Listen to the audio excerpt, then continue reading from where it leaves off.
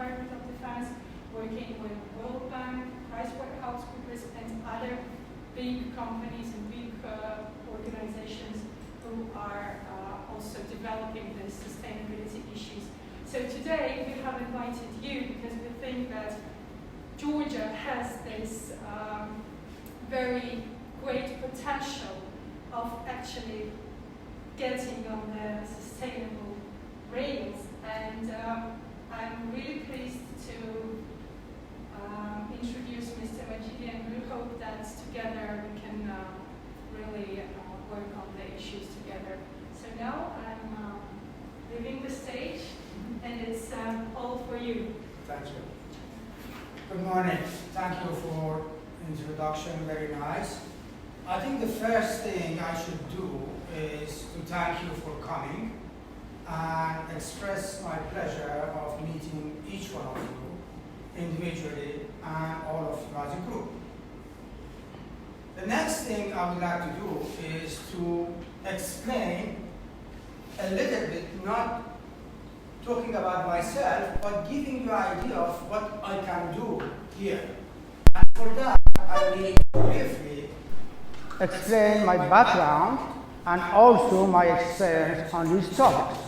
That will give you a better idea of how I can be useful.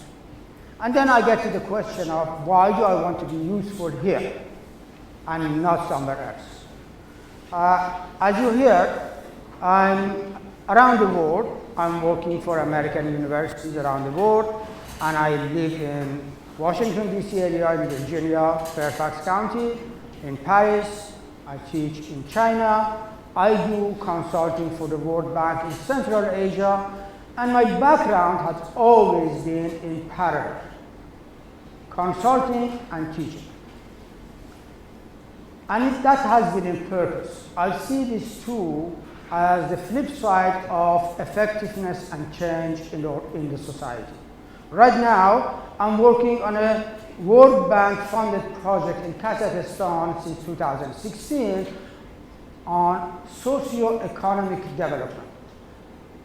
PricewaterhouseCoopers, Coopers and Lybrand, IBM Global Consulting have been my previous employees. I've worked for them in different countries, in different organizations, including government agencies. What I bring on the table here is consulting experience at different levels: organizational change, industrial development, and socio-economic development. This makes it a unique combination which, coupled with my teaching experience in developing theories and concept papers. From that perspective, I can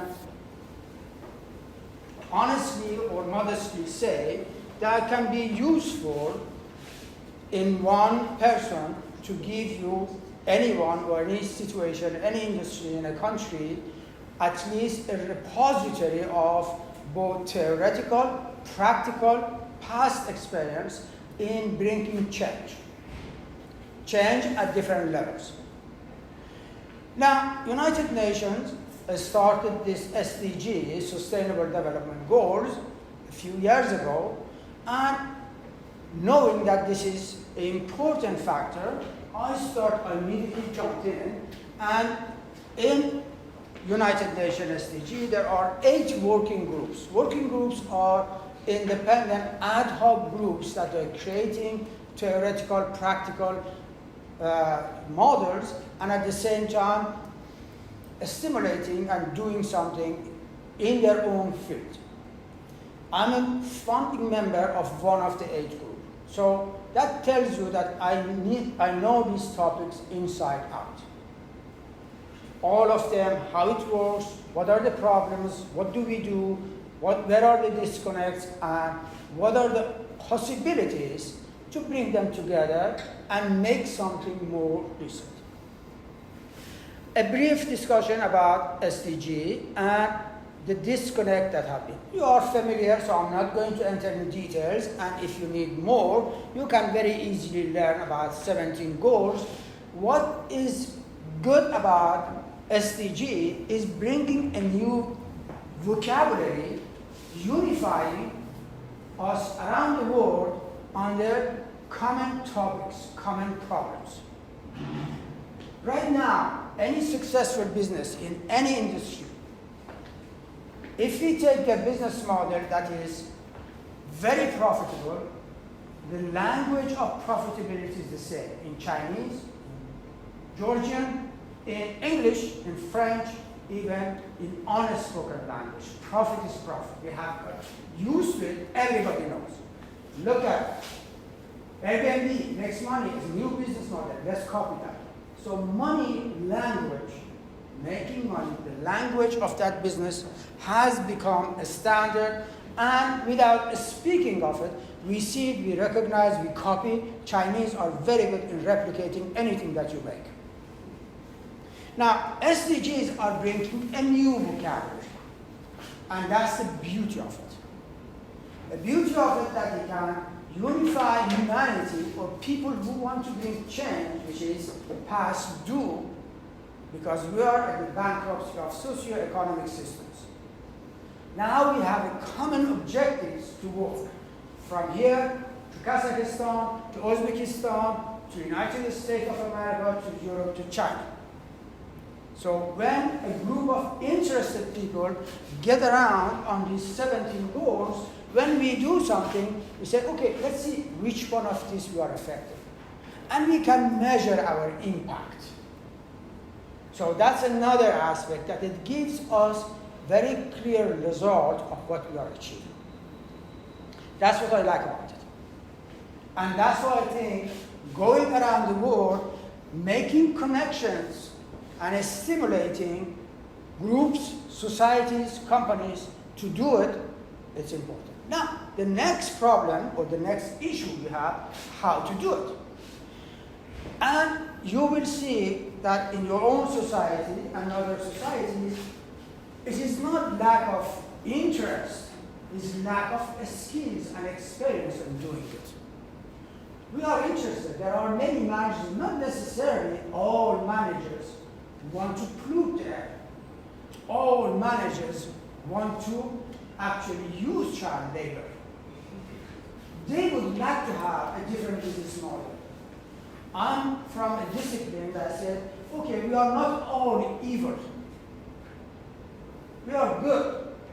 Most of the time we fail because we don't know how to do better. Now that's not consulting background coming here. Bringing experience from around the world and say, okay, this is what had worked in other places. And another area of my expertise is understanding cultural differences, which we'll talk a little bit. This model every time said, oh, it doesn't work in Georgia, you don't know how people are. Oh, it doesn't work in China, you don't know how people say, yeah, I don't know, but I have studied all of these differences, and that's exactly what I can do to adapt to the local agriculture. Use the strength of cultural differences in our advantage. Another aspect of having consulting experience is that you have a constructive approach. A consulting is not coming here to demolish, it is called upon to fix things, to make it better. So that experience also gives me an attitude, okay, let's achieve. Achievement and doing better. Now there are two groups are very active around this SDG. One group is Global Compact. In Georgia, you have many people. We have in this group very active members that are working in Global Compact. They are members of Global Compact and they are doing excellent job. And if you look at here, Global Compact is volunteer private sector companies signing up to follow, implement, do something for SDGs. That's wonderful. Imagine, no government, nobody has forced them. Sometimes you see even the market is not demanding them to do something. But they know this is the right way of doing it. So they sign up, and they learn, and they try, and they try, and they try to do something different. Don't they make money? Sure they do make money. But they make money in a decent way, in a respectable way, in a different approach. They don't need to destroy next generation. They don't need to destroy the environment to make money. They have understood that money is a means to achieve objectives. It's a means to make our life better. If we set the objective as financial results, then we destroy other means of life. So they just put this system, the business model, upside down. Another aspect that with this group, we see the numbers, 13,500 companies, 162 countries, and public reports. This is a mass effort around the world to bring changes. Now, do all of them succeed? Not necessarily. Do all of them are genuine? No. Some of them, they sign up to be a member and have a name. It's a mix of everything, right? Any other factors that makes us, a name creates a name recognition. But from my point of view, is it important to separate them? No. I do my job, and the ones that are genuine, they do better, and they achieve, and they set the standard. They stand out and give an example. Another group, disconnected so far, on the business management side. If you look at the previous economic models, social models, most of people managing those companies, multinationals, are coming from our classroom. So sometimes they think, okay, what the hell are we doing? Teaching them to go and destroy life to be made rich. We are very good.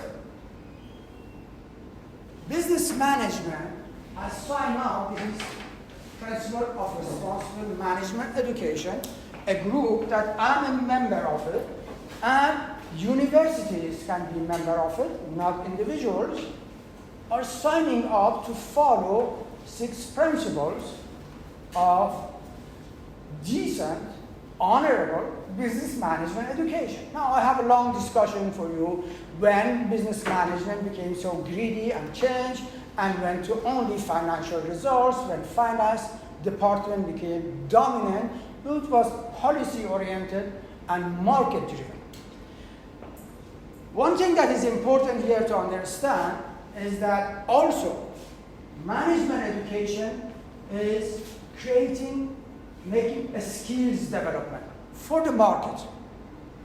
In the past, when companies wanted to change or wanted to hire someone, having an MBA was a clear indication of the skills that MBA graduates have. It was very clear for them, recognizable, what that MBA graduate student can do, it cannot do. So the skills are very clear. MBA was very fashionable, very good, obsolete now because they have not changed. Now, one question that we get from market now for education is that, okay, so I have this young, energetic person coming out from a graduate program of sustainable business management. What does it do? What is it? What can she actually do for you? How she understands the environmental issues, production that is bad. So, okay, I know that. What actually she can do. But when I'm hiring a finance expert, I know that he will improve my financial ratios. So the end result, or the skills development of SDG has not been worked out clearly. And that is a problem. That's what we call it value added of sustainable business management skills. Value added has not been. We have not worked on our value proposition. Me as a professor teaching sustainable business management, I don't have a clear argument saying what's my value proposition. I'm encouraging a student to come and take my class. If you take my class, what type of job you're going to get? Right?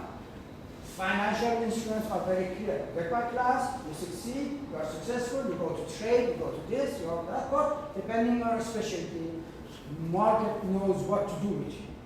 So this has been a disconnect, and that's another reason I'm here and I'm going around, because in last month, finally these two groups got together and we had a month of a strategic discussion between Prime and Global Connect.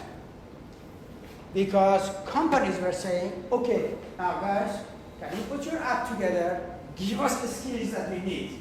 Because I want to do good things, but people working for me, they don't know what to do. Your job as an educational institution is skills development. So do it for sustainability. So this connection has been established strategically, have to work together. Now, what is Prime? Let's take a look at the magnitude and impact of Prime. Okay? By numbers. 860 plus signatures, universities. 37 champions, those are the leaders.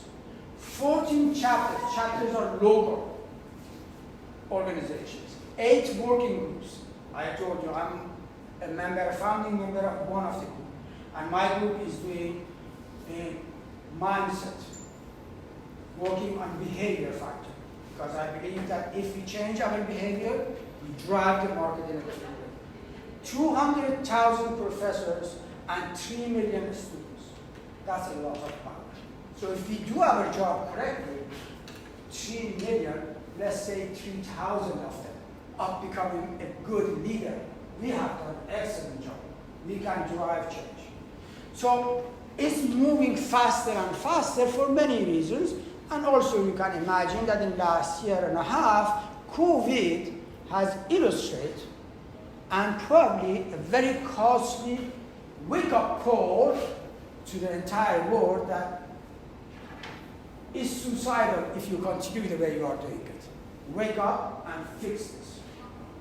Before, it's already too late, but before it becomes a non-deterrent point. I don't get on discussion we can have of how this has been racked. Now let's take a look at some questions, because I want to also relate this to fashion industry. Here we have a list of countries and their score on SDG. I'm trying to make a point. You can see this as available online. You go to SDG and you see which countries are ranked high. If you look at, on the top, we have 3 Scandinavian countries. Now, most of the SDG goals were set by European Union that by 2020 we reach that objective. By 2030, this is our goal, reduce emissions. Now, when you look at it, say, okay, from these EU countries, how come these 3 countries are on the top? France, Germany, most powerful, more economic wealth, are lagging behind. That's the question I'm asking myself. How come the law is there, they agree to do it, but how come these 3 can do it, the others cannot do it? My personal answer is cultural factors. Their culture is different. And the relationship between people and government is different. I interviewed a few people in Sweden. And I asked, look, you are 7 years ahead of other countries. What makes you to go faster? Oh, nothing. When EU set the goal, we as a citizen, we said, okay, why should we wait for the government? We start doing it. Now, when I asked French businessmen, I said, okay, government has to do it. I'm just a citizen. They have to do it. It's their responsibility. Italian said, okay, if I can bribe someone, I don't do it until it's impossible to bribe someone. So the attitude toward this signature commitment is different. How do we respond? And then we get to Georgia. Why I think Georgia is ready, despite all the negative things that I hear, it doesn't happen in Georgia. Of course, it may not happen, but I think we have a very, very good chance. Look at the SDG in Georgia, your score. You can get that online, okay? 56 on SDG index rank out of 165. It's not bad. It's not the top, but there are things. Another thing is that the reason is here because you don't have much industrial development. So the pollution and all these things, the negative aspect that other countries have, you don't have it. It doesn't exist. 5 SDG scores, and in each direction, moving up, not changing, improving, or declining is there. Global Compact, Georgia. You have, I just wanted to make a point that you have a lot of countries here signing up, a lot of companies signing up from Georgia. So there is an interest from different industries, managerial leadership, Global Compact, implementing SDG, including we have our friends here that are present here. So there is a movement, even if it's not advertised in a global market, we don't talk about it because there is no cohesive organization promoting, putting them together and making things happen, but there are people doing it. All of them are very active? Probably not. But that also tells me there are leaders who are interested to do it. Maybe they don't know what to do. That's why I try to create something that can help. Okay? Prime, the education side of it is lacking in Georgia a lot. You have only 2 universities as a signature of Prime, Principle of Responsible Management Education. What we are missing here in this country is a skills development of SDG. He's doing, she wants to hire, okay, nobody's graduating, universities are not educating, there's no training, nobody knows what is production sustainability, nobody knows value chain and supply chain, distribution channel, all of these things, strategic positioning, all of this that we need to know, apply to sustainability. There is no education. Now, do I want to say that these 2 universities are not interested? No, the leadership has been interested, they sign up, but then when you look at their professors, their curriculum, there is not one course on sustainability, not even one course.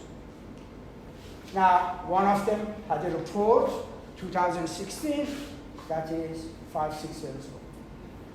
Every 2 years, you need to write a report for Prime. So that means it has been an interest, a leadership, but no resources to do it. That's why I think people like me entering here and say, we fill the gap. You want to add the courses? Okay, teach your courses. For each course, I can add sustainability components to it. So your students getting MBA, but also understand sustainable production, sustainable finance, sustainable marketing, sustainable advertising, sustainable distribution. Each part of curriculum, business management curriculum, we have the resources to bring the expert to tackle what you do. The cake is there, we add the icing on the cake that is sustainable to it. The icing on the cake, you cannot do it, we bring it. And then our consulting experience, also we can connect you, these 2 groups. Okay, getting back to the question that I asked, why the Scandinavian countries are ahead and why I think Georgia is a good place to do this. I don't know if you are familiar with this cultural dimensions, how many of you have studied or are aware of it. In my field of study, we take the research from anthropologists and sociologists and we make them in a manageable way because our problem is need to manage. You know? We need to be able to measure. Abstract discussion about cultural differences, which is good. Sociologists have been doing it. Anthropologists have been doing it. It is good knowledge, but it's not practical. We need to turn it into practical. So the mix of these 2, there are several ways of measure. This is based on a Dutch researcher that I use often because it is very good. There are 6 dimensions. Power distance, individualism versus collectivism, masculinity versus femininity, not woman, femininity attitude, uncertainty avoidance, relationship to time, and indulgence versus restraint. Now at the beginning, there were only 4, then we add 5, and then the 6th one was added recently after the financial crisis. Now, briefly explaining, power distance represents how comfortable people are with the unequal distribution of power. Unequal distribution of power. That means they are comfortable and they would like to see unequal distribution of power. And that is bizarre. You say, why? Some people, in some countries, they like a few people to have more power, not being equally distributed. But sociologists, thank you very much. See you. With you, absolutely, with pleasure. Sociologists explain this in a different way. The flip side of power is accountability and responsibility. So my friend comes to me and says, let's share power. I said, share power? No, all power to you. You tell me what to do, and then you are responsible. You tell me what to do exactly. And if something goes wrong, you chop your head, not mine. That's what. Are you ready for that? No, it's just the record of the sound. I'm following you. Thank you. So that is the part of it, and you see that and you know how it works. Unequal distribution of power. That's one thing that I use in organizational culture, creating organizational culture. This is at the national level. We have other dimensions at organization.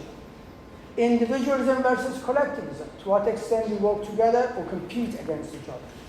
Masculinity versus femininity. Assertiveness, achievement versus balancing, compromising, and working across different factors. Uncertainty avoidance. That's another one I like it very much. People who avoid uncertainty. What does it mean, uncertainty? Not knowing. You are not comfortable when you don't know where you are going. And you see it in cultures or people who are saying, where are we going? What time we are going? How are we going? What am I going to eat? What am I going to eat? Give me everything, details. The detail of what's happened on my day. If it's not clear, they are panicking. Huh? At the individual level, you've seen that, but that exists at the national level. The ultimate uncertainty avoidance, because when groups are avoiding uncertainty, what do we do as a manager, as a nation? We make more rules and regulations. We define their life. We create certainty. The ultimate certainty is by religious institutions.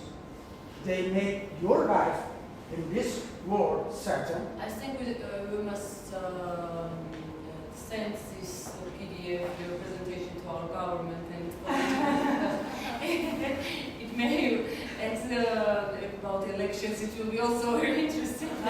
That's very common, but you know, governments are not coming from other countries.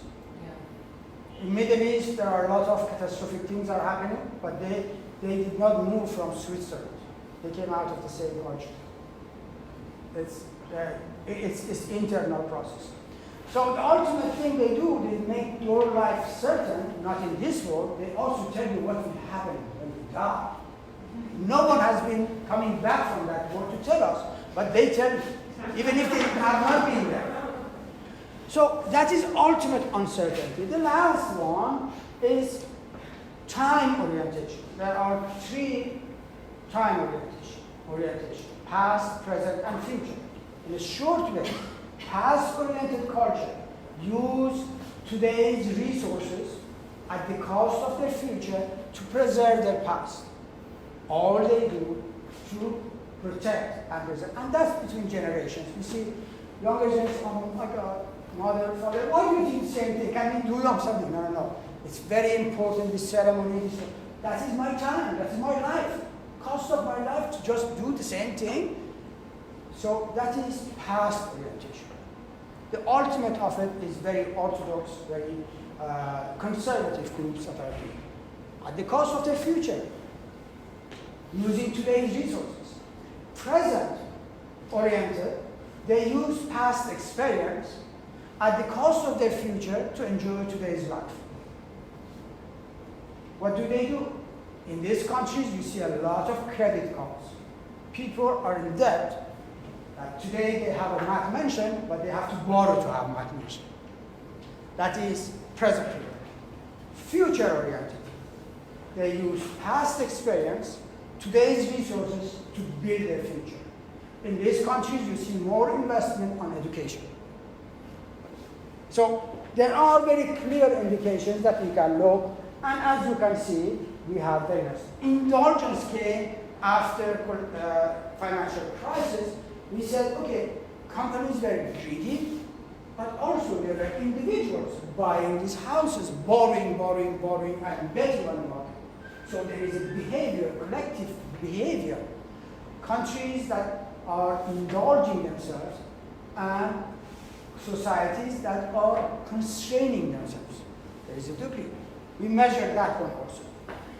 Now, I have to tell you that, without entering too much discussion, cultural dimensions at the national level is like a painting. When you step back, there are colors that stands out. So anytime you present this, you say, oh, but we have people like this. This is not about individuals. This is a bad pattern of the color that I see standing back looking at Georgia. And the best way to say is most people from that nation, most of the time. It's not all people all the time. Most people, most of the time. So you see the score here. It's very good for sustainability. You may not like the power distance, but uncertainty always is very high. Avoiding uncertainty, that makes difficult in changes in sustainability of the economy. So this indication for me will give me ideas how to deal with that. With this, without this score, it will be more difficult for me to develop a roadmap. Okay? Another good thing, your happiness index. It's very good. You have a very high happiness index. What does it mean, happiness index? You have a good life. You want to enjoy that. You have a balance. It's not just be greedy. It's have a good. Please come in. That also is a good indication that in this society we have a pattern and readiness. Please. There's a chair right there. You can put it. That also is an indicator for me to work on. Okay? Another aspect that I bring on table, in addition to what we discussed, that there are international funds, international organizations, international things that you, as a company, you are not aware of. And since there is no cohesive coordination and no experience how to work on, these aspects are also lacking to create awareness and help. Example, 2020, ADB gave a loan to government of Georgia that you are not aware of it. There may be World Bank, IMF fundings available that meets the criteria of sustainability. And then comes to the point of how do we write a proposal, how to reach or tap on these financial resources that helps us to go through. One of the problems that we have, good people who want to make changes, they don't have enough resources. Excuse me, Mehdi, I just want to underline what you just said. If I got that right, and I want others to hear it as well, I want others to hear it as well, it's that actually this loan has already been given to Georgia. So the money is in the country, and now the government is distributing it among the companies that are applying to it, right? Yeah. So you need to look at the criteria, the conditions that ADB has set for the loan, and see which one of you meet the conditions and apply for it. So this is actually probably one of the biggest questions, how to actually find out about projects like this. Because, for example, if not you, I would have not known about this loan that has been given. Yeah, that's the difference because I'm involved with the World Bank, with IMF. I work for them. I work for the World Bank not directly as a consultant going bringing changes to the organization. I have network, so I hear more about it. I'm on the database, and it's easier. It comes across my table, so I see that you need to go for the information. Exactly. You need to be always seeking for the information. That's why when I mentioned the Center for Sustainability, a job will be to looking for opportunities, local and international, of what this potential can do, put it in practical. It is impossible for my friend here to work on her company, on her initiative ideas, and also reach out and find institutions. So we need a kind of either a university or a center that works on these things, prepares libraries. When such opportunity comes, look at the criteria and say, distribute, have a session, say, which one of you are interested? We have experts here to help you to write your proposal. Let's go and compete on that. It is not here, it's in Europe, it's international, it's IMF, it's World Bank. Let's go after this. So that is why you need some coordination. Otherwise, it will stay, and slowly some of you become frustrated, some of you will give up, and there will be a few that will stay in a smaller scale of boutique sustainable initiatives, and after the person who initiated, there is no one to take over because there is no organizational viability system. There is no business plan there. Those are the parts that are missing.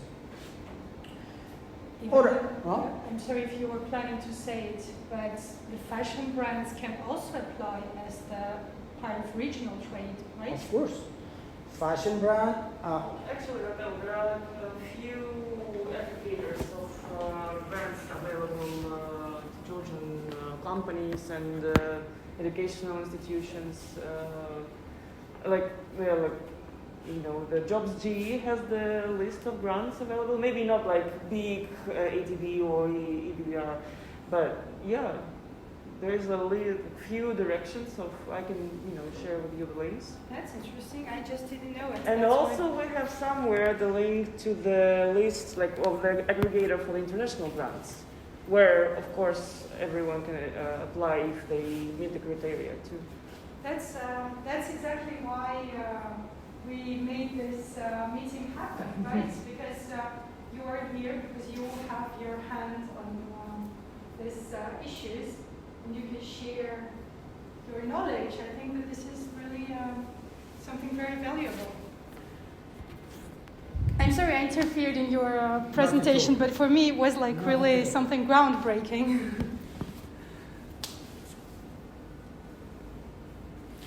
All right, I'm done with the SDG, Prime, and all of this. I have another presentation that I presented the other day I don't want to repeat, how to relate this on sustainability and fashion and SDG together, and why fashion. So briefly, fashion industry has been setting the trends and is very influential in our behavior, in our choices. Fashion, we take it in a broader concept, not just clothing industry and other things. At the same time, if there are questions and interests, I can show the slides here. It's the industry that has been damaging the most. So the flip side of having good influence and at the same time damaging, it makes it interesting for someone like me to work on the industry that is most damaging. And in my view, since I'm working on behavior factors, is radius is the best place to change attitude and behavior. That's what I think fashion is. Now, why Georgia? I mentioned to you because first of all, your attitude toward life, balance, happiness index, and also the environment is suitable. And I've met a few people in the last few days that confirms my interest that yes, there are people who are doing things the right thing, and I can contribute in that perspective. Now, what I've seen, the main questions that fashion industry or in Georgia, we lack production, we have problem in understanding production, distribution channel. What you are lacking actually is understanding the whole value chain and supply chain and distribution of the industry. Now when we go this, an advantage that we have, there are a lot of other people like you, independent designers, independent people working on production of fashion and sustainable work that are around the world. Another opportunity is to connect these groups together, platforms that can bring this together. In terms of scientific research, there are a lot of things happening, some of you are aware, that can help the production and distribution. Now, when it gets to the distribution channel of the industry, obviously this is an industry that is established with heavyweights, and it does have its gatekeepers. For a small designer to enter and compete with conventional fashion and distributors who hold on that bottleneck, they create bottlenecks, it makes it difficult. That's my strategy part that comes up. How you develop the internationalization strategy, that's my field of education, another field of education is international strategy. How do you go international? There are many factors. Two main factors, cost and local adaptation, which fashion industry is very suitable for local adaptation because when we mention teenagers are wearing the same thing everywhere. So local adaptation is easier adapted. Cost, now with technology, is easier to take care of. I will add another factor to this. It's your value proposition and your differentiating factor. What is your competitive advantage? And that's why I'm coming to independent designers that can create a unique, customized, a different value. Now, entering existing industries value chain as a company that is sustainable may be more challenging. And you are absolutely right when you are telling me, how can I compete with Gucci? Okay, that's another way that I'm looking at. If that penetration to that bigger industry with bottlenecks and gatekeepers, it is costlier, then we create, or you can create, an alternative industry. How industry is created? By innovation. Sustainability in fashion is a new innovation. So this is the beginning, the birth of an alternative industry.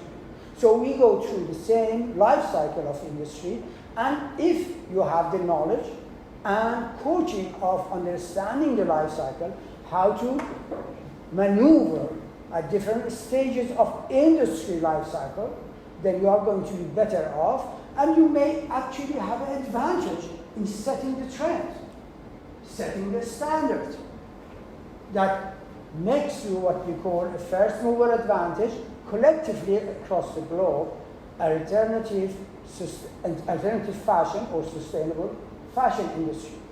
There is no need, it is possible now, gatekeepers to bypass gatekeepers and create a parallel industry.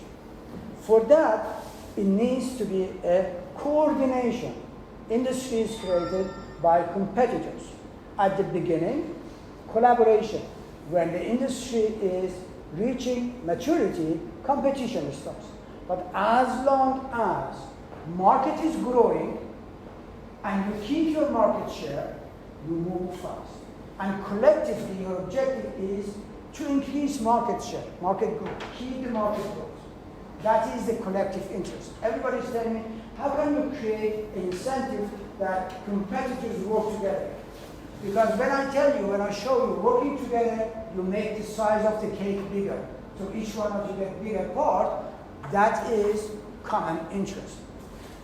The time we're going to compete, if the cake is not getting bigger, and there are more people around the table. So competition starts at the maturity level of industry life cycle. But at the beginning of the industry, we all get better. If I'm a small company, my friend creates a very good sustainable brand that creates awareness, now everybody is looking for sustainable design. My company also will benefit from what she does, because more people are looking for a better design. So I'm benefiting actually from what she's doing. I would actually praise her, make it easier, because without me investing, she's preparing the market for me. Another thing is that we also probably have here this first mover advantage. We can look at, are we better to be first mover or we are better to be second mover? It happens in the mobile industry. Some companies are deciding, I'm not going to be the first mover. There are a lot of risks and costs associated with first mover. I'm going to position myself as a second mover. My friend here is very successful, good. Go ahead, I'm just watching you. He's trying, he fails, he tries again. His cost of covering his failures is high. As soon as he succeeds, I'm copying him. So with technology, I can be 1 month behind him without additional cost. I can enter the market. Samsung has been doing that for many years, competing with Apple. It did not compete directly with Apple until China. Xiaomi and Huawei entered the market and say, okay, now I have more competing against Apple, so let them do it. It was a supplier for Apple. We said, good for Apple, you sell more. Any iPhone you are selling, I have a component. I'm not going to make a mobile that is competing with you. I'll get the second tier and third tier market share. That was a strategic decision. Samsung could actually make it and compete, but strategically decided to be a supplier and compete in the second and third tier market, not in the first tier market. It only entered direct competition when market started getting saturation. The industry is getting to saturation. So these are the theoretical things that can be useful for you to understand and become knowledgeable to develop your strategy. When is a good time to invest? When is a good time to go slow? When is a good time to expand? When is a good time to collaborate? When is a good time to establish joint venture? With whom? How? Consortiums of interested groups on the industry to work together. I think I am better off to stop here. Let me go to the last page of this series, because here I have all this discussion about sustainability and fashion, and at the end I put some, in case that there are some questions about a strategy. Of course, you're not familiar with this, modern slavery, all this discussion that is in fashion. I'm just going to put the last slide that I have some strategy discussions, how to develop a strategy, practical strategy development, value creation, supply chain and value chain, industrial cluster that I mentioned the other day, and keep this last slide that has contact information in case you want to contact me. I stop here and I would like to now hear from you. And what we do, anytime you want to talk, I will give this, put this phone in front of you because it is recording your voice. The voice with mask through my microphone doesn't come through. So whenever you want to speak, raise your hand so we can put this in front of you. Your turn now. You saw how much I talk? I would like to hear the same amount of time talking from each one of you. Actually, I met almost everyone before who is here, but I don't know some of you.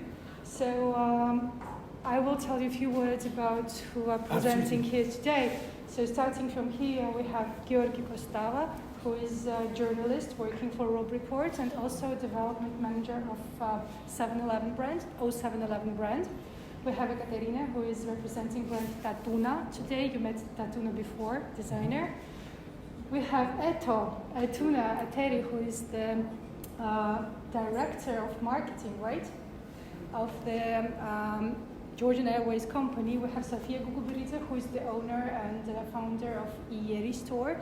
We have Salome, who is PR manager of Ieri store. We have another Salome, who is the founder of a very cool brand called Reckless.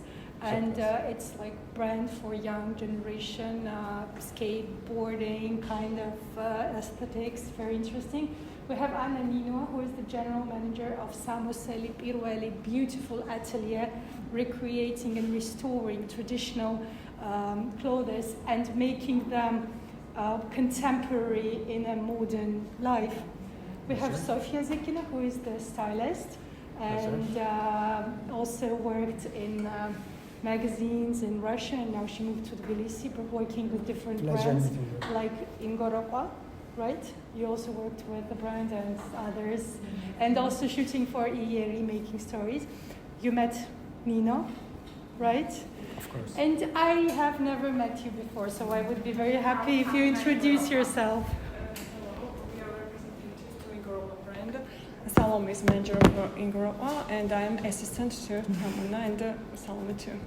Perfect, nice to meet you. Very big pleasure Ingoropa that we are brand. here. It's a very big pleasure for us, and it's very interesting this issue for us too about sustainability. Yes, and the brand is also introducing some sustainability projects. For example, Tamuna, the founder of the brand, did a collaboration with Fashion Colors of Caucasus, the natural dyeing company that now we're going to see tomorrow. Thank you very much for introducing. Thank you very much. We have Eleonora Talata, who is the SMM manager and stylist working for the wine factory. And you know the girls. Also, I do not know you, but I assume that you are Yelena, right? Yes. Nice to meet you. Nice so to meet you. Yelena, you remember we told you working with Nino in the academy Oh, yeah. on the business. Pleasure meeting you. Thank you for thank coming. you. Yeah, thank So you. I think that we can now move to a kind of easy communication way. If you have any questions, you are free to ask. If you want to get contact or just introduce yourself or maybe ask something, more than welcome. Can we have all the slides by email, please? Sure. It's very interesting, you know, and I would like to go deeper in this topic. So what Mehdi is dreaming to do here in Georgia is to open this sustainability center that we were talking about. And this can be also very useful in terms of connecting people who are actually doing something and searching for same mindset community, right? You are going to create some. Not me. I think Mehdi is. Tbilisi, yeah? Well, that's the plan, right? Can I we hope share so. some I hope just so. in a Your plans, yes, please. About Bringing establishing something that can connect and bring experience. At the beginning of the session, I try to briefly tell you about myself and the company that I created, capabilities and skills that we can bring on the table. And the reason behind creating this is that cannot be one-man show. I need experts in different fields, so I have a network of people who have worked with me in the last 10 years on consulting and sustainability. That's one thing. Second, I realized that what is missing in this movement that is happening, we have the skills, we need to provide it, offer it in an organized fashion, in an organization, in a systematic way. And there are two sides of it, and you hear that all the time, is consulting and education. How to make it, how to apply, and how to educate and train, how to develop business models. Business models are very, very trendy now to create new business models in any industries. Think about it. Uber did not exist. Airbnb did not exist. Bike sharing did not exist. It's so easy now with information technology to create new business models. Now, fashion industry has a lot of advantages, and the reason I'm interested in is because of behavior, the impact on behavior factor, on our consumptions, on our way of life. And that's where, since my working group with United Nations is directly related to that, I think, I'm not going to say we are the best one, but I think we can bring the best set of missing skills and components to create alternative industry. For example, it will be very difficult to find a professor who's versed in sustainability, but also knows how to create industry. Industry development is a different animal, different process. It's experience in consulting. So we are able to bring this platform, mix all of this together. Industrial development, theories are the same, it needs to be applied to sustainability. Now, how many people in fashion industry, they know about industrial development? You cannot have that very easily. But the combination of it could be very effective. Georgia is well suited, positioned in terms of culture, location, to become a center of alternative sustainable fashion industry that spreads in the region. Central Asia will be the first access, and Europe as a value-added product center. Now, strategically, we need to know more, and it's not me doing it. I can just bring my experience on the table, on the training, education, courses here and there, and then it will move. It's next generation, it's younger generation are doing it and behaving on it. That's what I think it will be useful. On the practical side, you will have always questions that this is not possible here, this is not possible here. Problems are not an issue. Let's go back to the cliche that if there were no problems, there were no business. Why do we have a business? Because transaction doesn't happen between two individuals. So a business enters to fill the gap and make the transaction happen. Problem is the source of creating the business. If there are no problems, there are no business. People are exchanging, they don't need someone, they don't need to pay extra for that transaction. So when you look at the problems, there are two attitudes. A manager always complaining about problems. An entrepreneur loves problems, is looking for problems, because problems are the source of his new business. The entrepreneur identifies a problem, turns the problem to a potential, and potential to a business model. A manager sits behind the wheel when all the codes and rules and regulations are clear and drives. Make sure you turn, you put your signal when you are turning. It's okay. Entrepreneur is very boring then. Needs stimulation, needs new problems to create new models. And this is a time that we are interested to do sustainable fashion, but we don't have a platform to develop our business models. And that is, we need a catalyst that we can come with experience, say, okay, let's put them together this way or the other way. The practical questions, company-specific questions, any experience sharing. So I have a question. Please. We didn't talk about digital part, so I would like to ask you about how the digitalized fashion is gonna contribute to sustainability and how it's gonna be developing in your opinion. It can contribute a lot, helping small companies because it makes it cheaper and better, with a caveat that I have an issue with overuse of information technology, especially artificial intelligence, undermining the human being, humanity.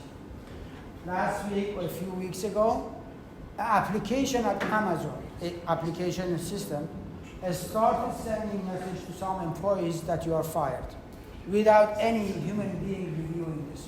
Your skills are not working anymore, your performance is not good, go. Starting in 2 hours, you are unplugged.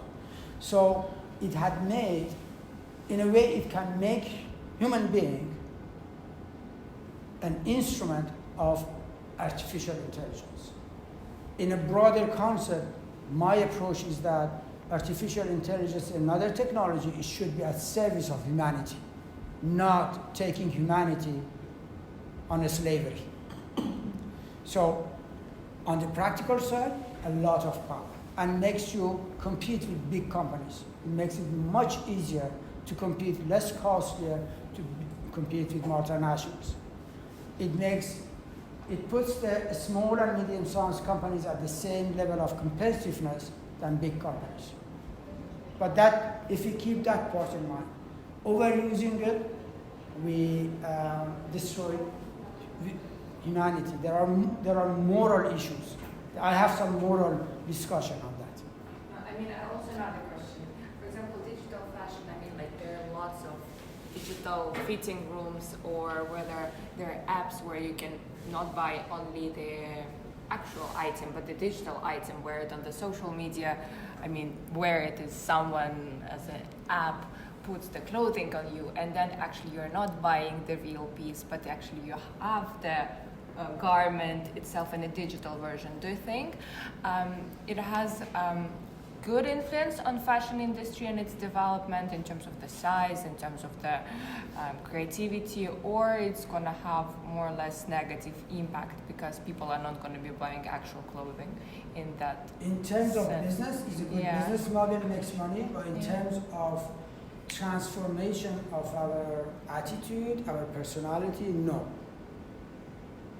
No. Next generations that I'm just working on my appearance on social media without having a real life any connection.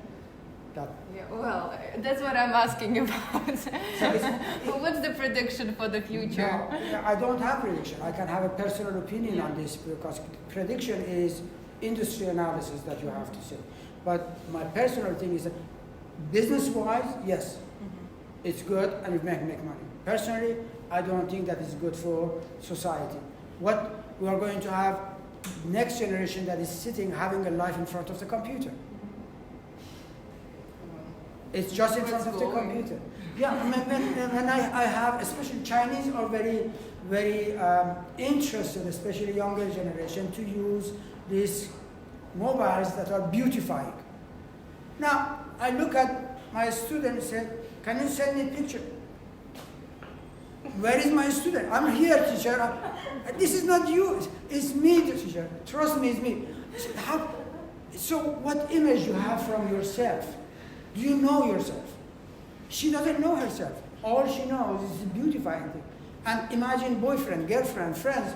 That's all about this artificial appearance that doesn't have any. And my friends in information technology said, okay, that's new reality. Yes, it's new artificial reality.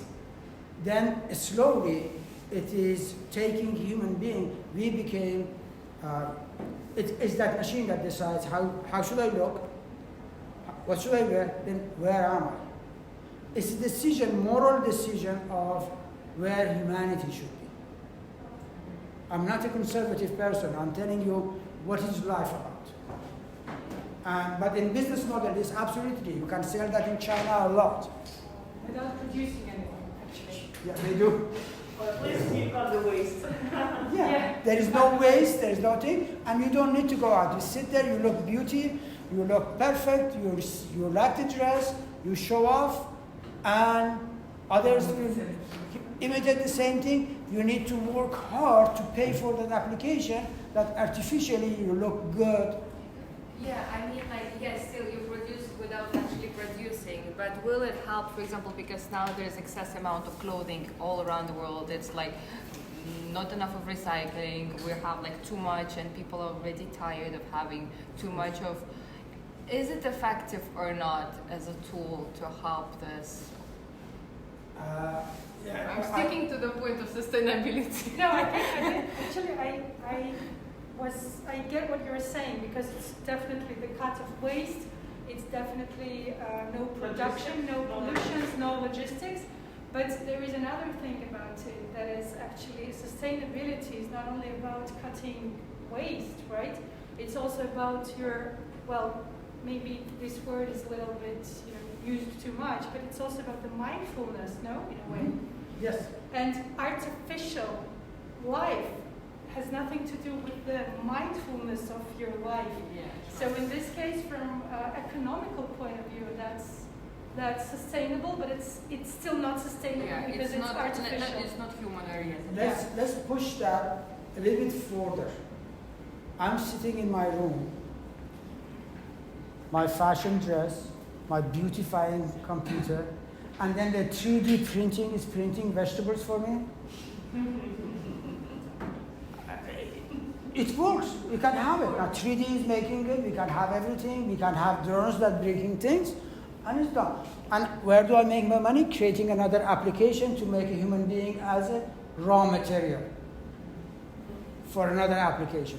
So that's why I said we became a slave of the system. Now, it's about decision collectively. Said, do we want that? At the smaller scale of one application, one business, yes, you succeed. But at the larger scale of humanity, is it a good direction to go? I personally am not on board. If the society goes collectively in that direction, I take my backpack and go to the jungle. Because then at least you find human being. It's about the survival of humanity. Now, of course, there is no waste. Because everything is in my mind. Or don't do that through artificial intelligence. I can become a monk, go to the mountain, meditate, and eat the vegetables that are there. I'm not part of the society. I have a very sustainable life.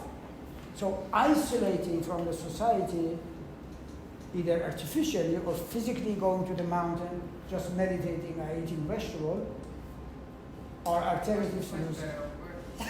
Sounds like a plan, actually. Yes. Off we go. Other comments? These are very good. I like it. You know, when it gets questions like this, one way that I get out of for myself mentally, I push it to the extreme. I say, that path, where does it go?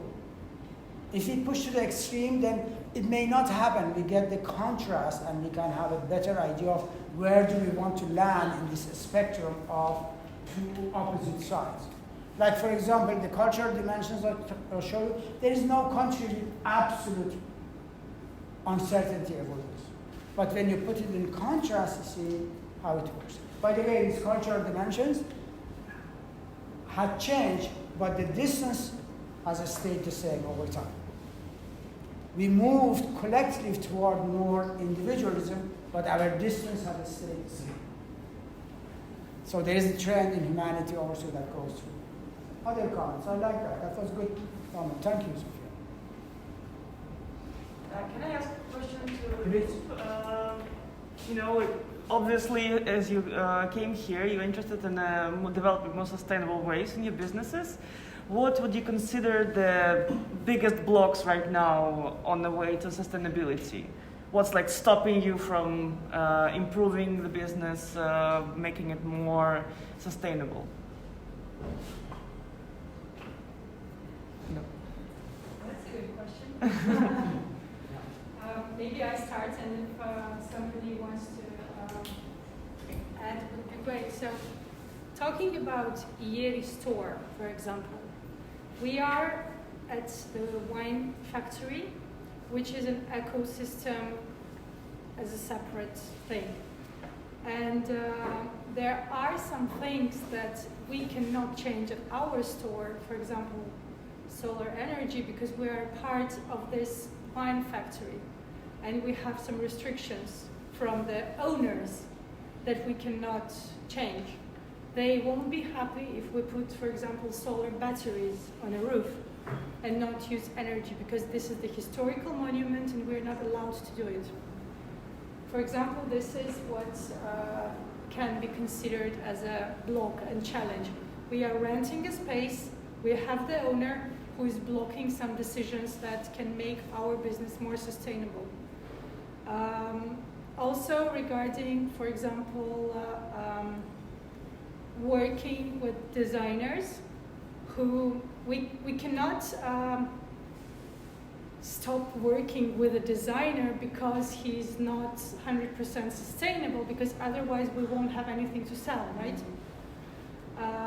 And this is also a kind of block that we are a retailer, like we do retail business, and we are selling something that we can't control, right?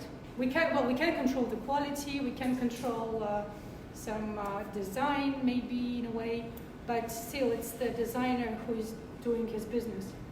So maybe you want to add the only something? thing we can do is the things inside of the company. So maybe recycling, maybe being more efficient in using of plastic or something like this that is like very basic at some point, but can be effective because small things matter. And you also, like pay decent salaries to work. Yes. And you employ mostly women, right? And you give a training. This is also part of sustainability. Yeah. Like in terms of education, yes, for sure. But because we're not producing anything that has the major impact, let's say, in the industry, we're not holding the responsibility for that, even though we are representative of the designers themselves. But what we are doing is that we can actually, Deliver we are their message. We are buying from the designers. We're trying not to work on kind of loan. We're not basis. working on the not all the time on the consignment because we understand as a business, other businesses, designers, they need money in order not only to produce but actually to re-establish their business models themselves, to readapt, to find better quality materials, to find better quality production, something like this that mutually brings all of us to a better world and sustainable operations. We even don't, I think we even don't know and don't what the 100% sustainability means. What is the whole process? We know about waste, we know about plastic, about the packaging or something like that, but the whole chain, productive chain, we don't know what to do. I think this is the main problem. This is the main gap between the Theoretically, what conventional companies have been using applies here. Is backward and forward integration and horizontal and vertical integration. That's the terminology that we use in a strategy.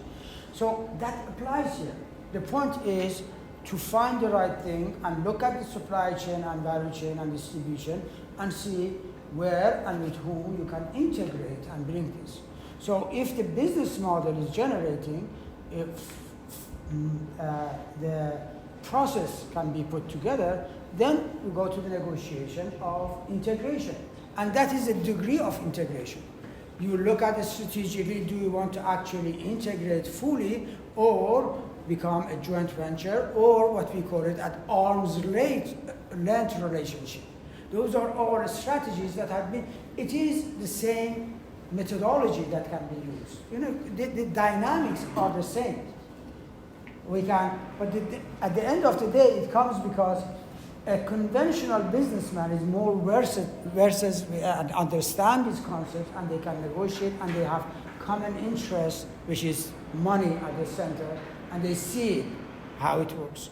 In this environment, we don't have the vocabulary and we don't have the common interest to go through these strategic changes.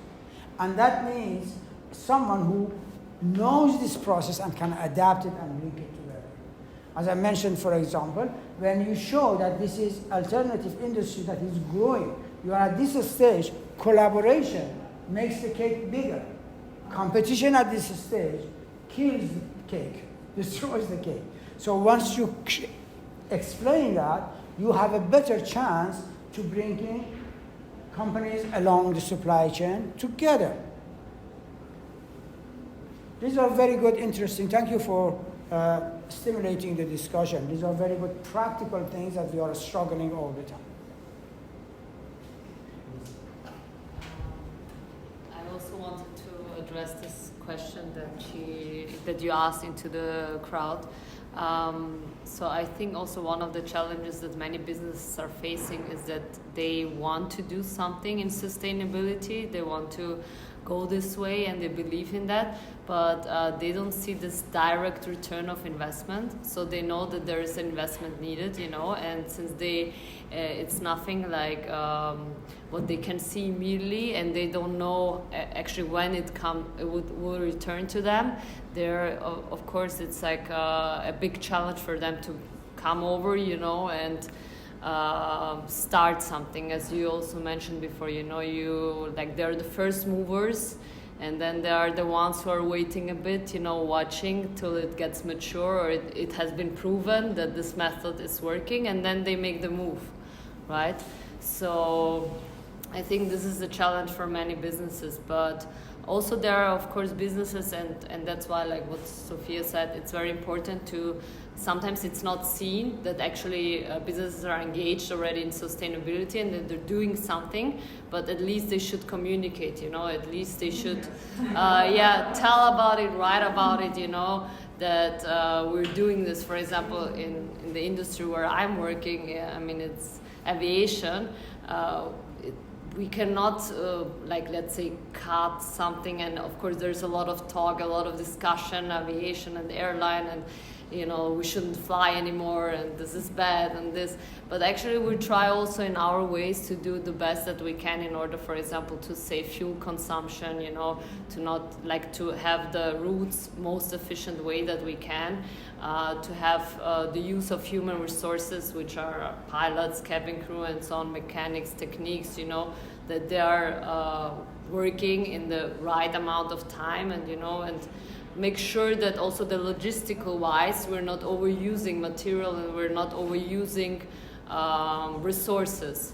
So, but of course this is something that is behind the scenes that you cannot see, and that's why of course it would be important to communicate this, but there has to be a platform for it. I think either this platform the business is creating or there's a platform given to the society, right? And so I think, we have to find a way, of course, to communicate this. Actually, there is a sustainability magazine that Global Compact launched recently. I was also Sustainability magazine, it's full, it's Georgian and English language. It's like sustainability awards in Georgia that started some years ago, and they're awarding every year sustainable businesses in Georgia in different fields. And I was looking into it, and I also wanted to apologize that I was a bit late. I'm sure it was an interesting speech and presentation, but when Sophia sent me the link yesterday about this about the presentation, I just saw the word sustainability and yes, fashion, and I'm not maybe directly involved in it, but then I was immediately interested because in any industry I'm interested what the people or what the businesses do to address this issue and to get involved into that. Because I can learn something, definitely. Industries are moving differently at different speed because of the nature of the industry. Aviation has a different way. Fashion industry, in my view, is more ready and timing because we have younger generations that are involved. If we create awareness, they are not only consumers, they can spread the word much faster. Awareness can be very easily created, but you need something. Last week, before coming here, I was participating as a judge on a photo competition to raise awareness on SDG in Hong Kong. But that was very easy announcing, and then imagine we had this photo competition, students, anyone was invited to take photos under the conditions. We evaluate, we gave them. So first of all the participant photographers or non-professional photographers, they had to become aware of the SDGs.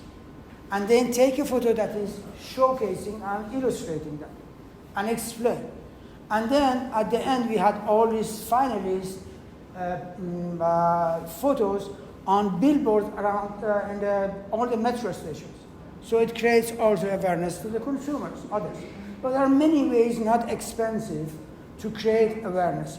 On this fashion industry that you mentioned, there is individually will be difficult. In some countries that we have tried is creating consortium of people. How do multinational companies are creating different lines of business? A consortium of fashion groups that have different lines of business, collectively they reduce their overhead, which multinationals are doing, but different lines of services, of products. So different business models, collective work, actually, so because you keep your independence, you have your overhead reduced, and collectively benefiting from this awareness and things that are created together. there are different ways here and there to try, and some of them work here, some of them doesn't work. The best are organic business models that are created from these discussions. Like, for example, this is just beginning discussion. If you have a workshop, a specific, then we can develop, look at 2-3 business models, try which one works here. The workshops are the best thing in creating practical aspects of what we do. Other comments? Thank you. These are very interesting. Please. Can I say something? I think that we should start care about sustainability day by day. For example, in our ways, I will say our experience, what we have started first. We are using eco textiles for producing our materials and clothes. We are using bio cotton, bio silk. We are not using leather anymore. We use already virgin leather because it's very important, and we care about in this issue. Also about the plastic. So when we are packaging our clothes, we are collecting this plastic together, and there is one woman who is using these plastics for another ways, and then she is purchasing these plastics, and she is making raining trench coats, and it's very, very important, I think, and very interesting about the sustainability. And that's we also had collaborate with Caucasus Colors, one woman in Australia, and we are using this textile, this eco product, Caucasus Colors, and then we made a little collection about these textiles, and it was also very, I think, one important step about sustainability issues.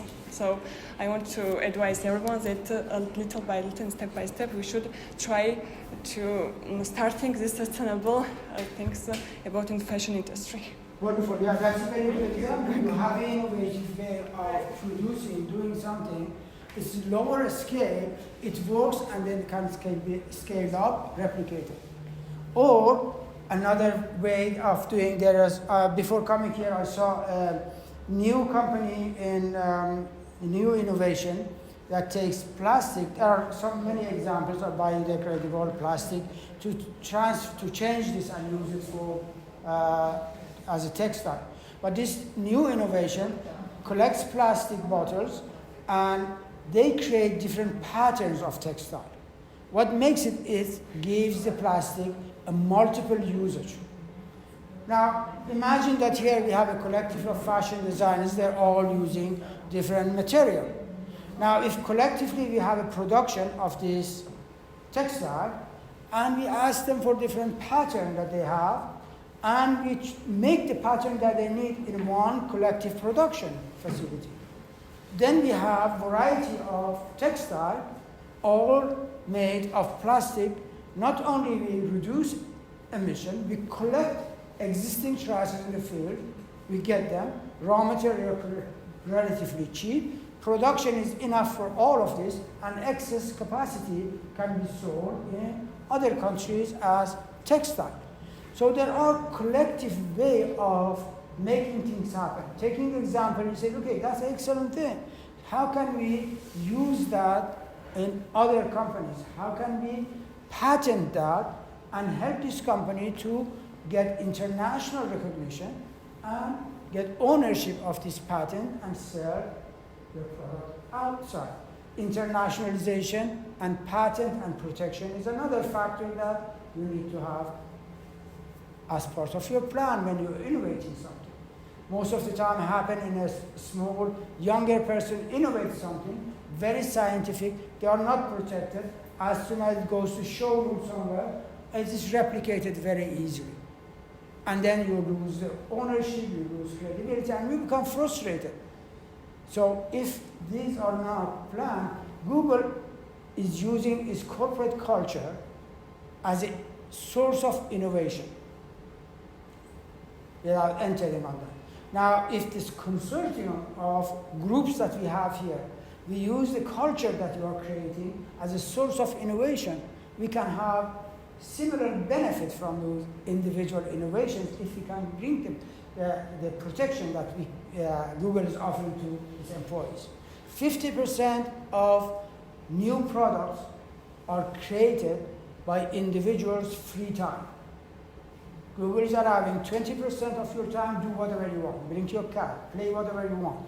You are an accountant, you want to do this, go and do whatever you want. You can experiment, and from those experiments, 50% of innovations are coming out of it. Now imagine how much Google is making from that 50%. Now if such a culture of consortium is created here, and it creates safety net and also reward systems for individual creativity, recognizing and distributing. That's why most of the time when we say, oh, it's not possible here, said everything is possible everywhere, it needs to be grassroots, organic. It's not possible because you take a solution from another place and you force it and it doesn't work here.